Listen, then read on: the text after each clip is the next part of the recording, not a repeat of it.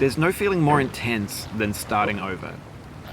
If you deleted your homework the day before it was due, as I have, or if you left your wallet at home and you have to go back after spending an hour in the commute.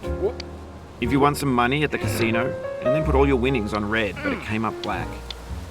If you got your best shirt dry cleaned before a wedding and then immediately dropped food on it. If you won an argument with a friend and then later discovered that they just returned to their original view. Starting over is harder than starting up. If you're not ready for that, like if you've already had a bad day, then what you're about to go through might be too much. Feel free to go away and come back. I'll be here. Alright, thanks for coming with me on this trip. I'll understand if you have to take a break at any point. Just find a safe place to stop and quit the game. Don't worry, I'll save your progress, always, even your mistakes.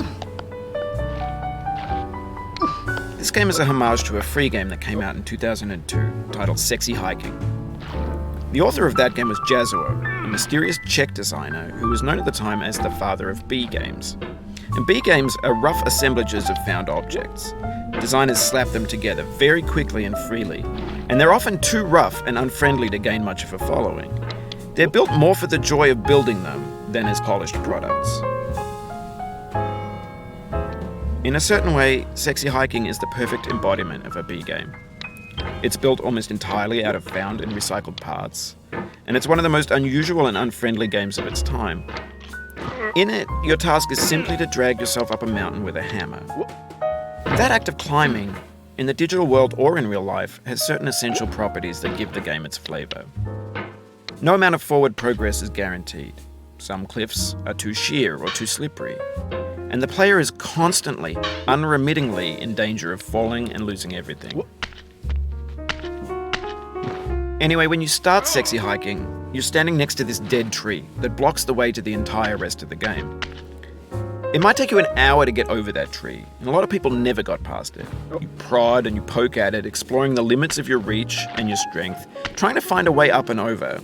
And there's a sense of truth in that lack of compromise. Most obstacles in video game worlds are fake. You can be completely confident in your ability to get through them once you have the correct method or the correct equipment or just by spending enough time.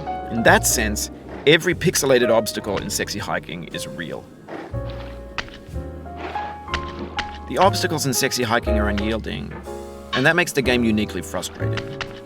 But I'm not sure Jazzuo intended to make a frustrating game.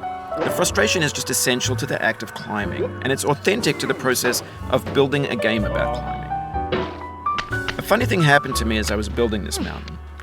I'd have an idea for a new obstacle, and I'd build it, test it, and it would usually turn out to be unreasonably hard.